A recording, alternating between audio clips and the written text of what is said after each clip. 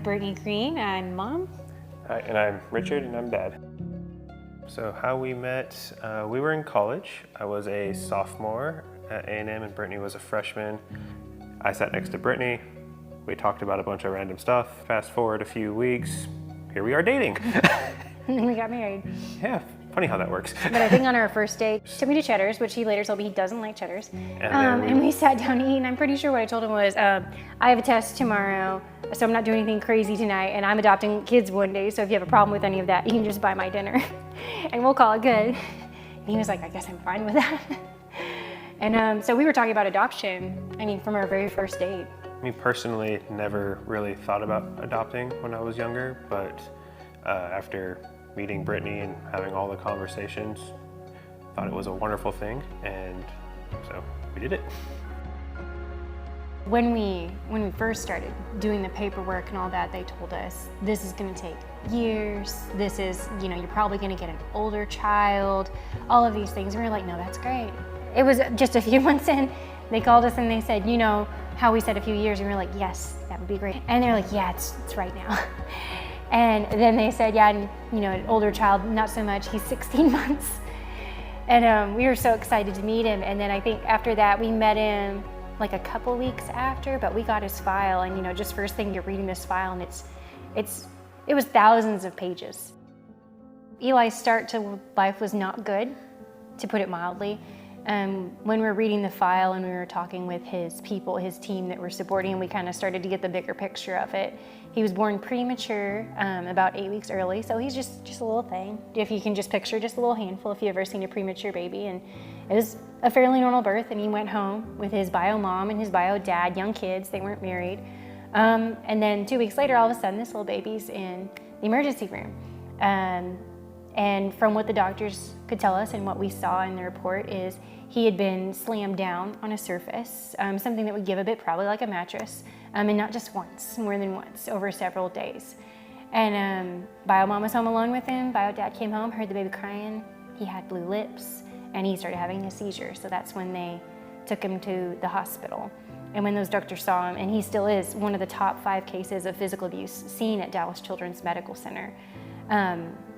He had 8 broken bones. It was his femurs, his tibia, his clavicles, and he was so small that they really couldn't do much about a lot of the broken bones. They put him in a long sleeve onesie, and they safety pinned his arms up here so that he wouldn't move them around or make the breaks any worse.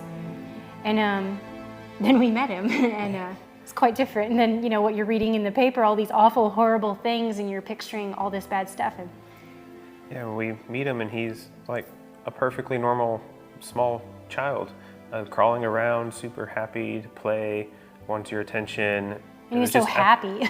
Just absolutely amazing.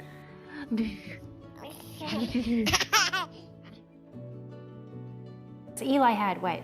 7 doctors, 6? 7 doctors. Oof. He had so many. 3 therapists. No one in our family had ever adopted, so bringing Eli home was a big deal.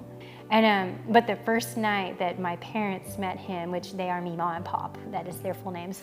The first night my parents met Eli, and Eli couldn't walk, he crawls right up on my mom's lap and grabs her face and just looked in your eyes. And it was like they'd known each other their whole lives. And to this day, there's just this special bond. My mom and Eli are best friends. And she was one that she was kind of nervous. She had other grandkids. She didn't really know. But now I'll tell you, out of that herd of grandchildren, this is the one. She will roll up in the feed truck and take him just about any day. I think we always wanted to have a second child, so we decided to go back to Gladney and New Beginnings for round 2. I learned that Karsin came into care for reason to believe by the Department of Neglectful Supervision and reason to believe of drug use in the family home. For this reason, he was placed with a foster mom who was doing her absolute best, but due to her own health concerns, could not continue to care for Karsin. And for this reason, they began the journey of looking for an adoption-motivated family. His team was really hoping to identify a family that had flexibility in their day-to-day schedules. They knew from the beginning that Karsin was going to have a number of needs whenever it came to doctor's appointments, such as OT, PT, feeding. It was confirmed that Karsin was removed from the bottle about 5 months. And this led to kind of difficulties with eating and gagging when trying to eat, and actually turned into some constipation issues and struggles for him. And he was so small. Like, he was supposed to be 2.5, closer to 3, and he was so tiny. I think that's the first thing I noticed about him, is this poor little kid. He was the smallest thing I'd ever seen. Yeah. Happy as can be, though. Yeah, absolutely happy, just wanted to play, but he was definitely tiny. So flexibility in a family was super important.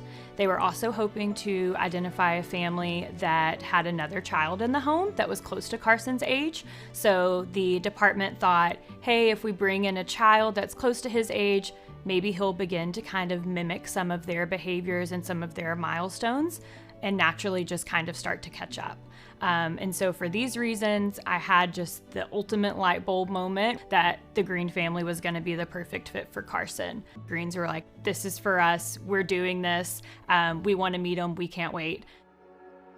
And then so we finally brought him home in the summer of 24, I think July. But we did catch on pretty quickly that he was not talking a lot. He had less than 10 words. So we right away, we had all the therapists and all the doctors already, which made the second one a lot easier. And then they're actually talking to you. And it was just absolutely crazy. He started saying please and thank you. And when he said I love you the first time, we both about just had a stroke. I love you. So when we first brought Karsin home, we were a little nervous because Eli always, he kept telling us he wanted a big sister. And then we bring Karsin home and it's like they've known each other their whole life. They're like peanut butter and jelly. And I think the first ever video, they found this little like toy that played music and they danced for like 2 hours straight in the living room. It was the best thing ever. It was the funniest thing we'd ever seen. These two kids, it was like their souls knew each other at least their whole life.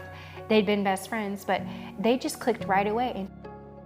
It's pretty common for a majority of our kids that are in care to not necessarily know how to receive touch in a safe way or how to accept touch in a safe way. But when he would come to give you a hug, he would essentially just kind of lean into your body a little bit. And so the Greens just took it very slowly, a little bit of, kind of trying to introduce him to hugs in a safe way and kind of getting him comfortable. I can remember the day that they called me and said, we got a hug, like Karsin gave his first hug in the home today. And it really did help that Eli, who is their son that's already in the home, was very affectionate and did know how to give those hugs and do those things. Meanwhile, Eli and Mima are running around the house. Karsin, you want a hug? Karsin, you want a hug? Yeah, and they decided we'll just get him through it. But my mom would follow him around the house because we had told him the whole family, Karsin's not really used to being touched. He was by himself. We need to be thoughtful. And they're like, I can do this.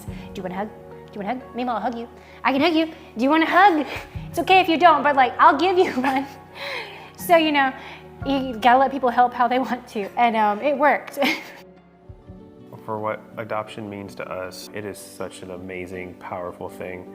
Just being able to see how far my two boys have come in the few months and years that they've been a part of my life is just absolutely amazing. Adoption for me, I think means finding those kids that everyone's forgotten about, that everyone's kind of just let slide through the cracks. If you just give them a little love, maybe a lot of therapy, and a lot of food, and they'll be just fine. They're kids. Gosh, I bumped my knee and I have to get my heating pad out. These kids go through the worst trauma in the world, and they are just loving and happy and so smart if you just give them a chance. My hopes and dreams for these two boys are pretty simple. God, I hope they're happy. I just hope they live a great life. They get to do what they want. They get to travel or stay home if that's what they want to do. Go to college if they want. Don't go if they want. If they're happy, I could care less, If I could say anything to Eli and Karsin, it would be that the world is theirs and that they can do anything that they want to do and that they can be anything that they want to be, and that they don't only have the support of the Green family to do those things, but they always have the support of Gladney.